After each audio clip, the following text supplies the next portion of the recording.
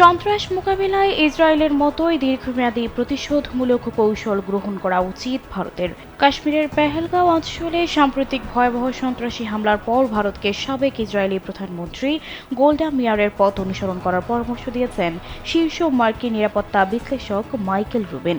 ভারতের গণমাধ্যম এনডিটিভিকে দেয়া সাক্ষাৎকারে তিনি এ পরামর্শ দেন। রুবিন বলেন, 1972 সালের মিউনিখ অলিম্পিকে ইসরায়েলি অ্যাথলেটদের ওপর সন্ত্রাসী হামলার পর ইসরায়েল বছর ধরে গোটা বিশ্বে ছড়িয়ে থাকা দোষীদের নিঃশব্দে হত্যা করে। 7 বছরের বেশি সময় ধরে অপারেশন রেইথ অফ গড এর মাধ্যমে মোসাদ একে একে হামলাকারীদের খুঁজে বের করে শেষ করে। তার মতে মোদিরও এ ধরনের কৌশল গ্রহণ করা প্রয়োজন। স্যান্ডেলিনা সো, রূপচর্চায় আভিজাত্য।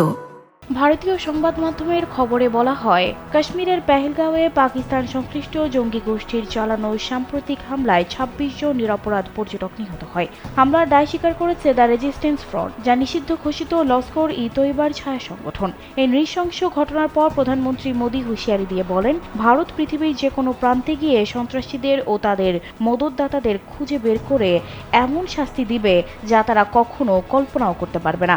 অনেকেই এই বক্তব্যকে গোল্ডা মেয়ারের বিখ্যাত ঘোষণার প্রতিধ্বনি হিসেবে দেখছেন।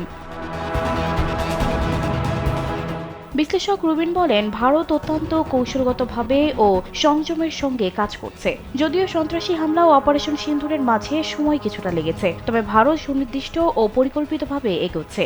গত কয়েক মাসে পাকিস্তানের একাধিক হামলা প্রতিহত করা হয়েছে, যার প্রমাণ ভারতীয় সেনার প্রস্তুতি ও সামরিক কৌশলে দৃশ্যমান।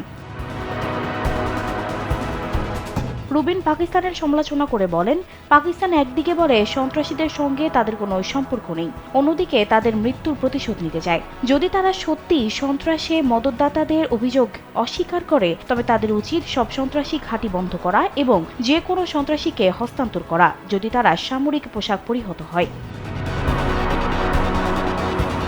1972 সালে মিউনিখ অলিম্পিকে ব্ল্যাক সেপ্টেম্বর নামক ফিলিস্তিনি জঙ্গি গোষ্ঠীর হাতে 11 জন ইসরায়েলি ক্রীড়াবিদ নিহত হন।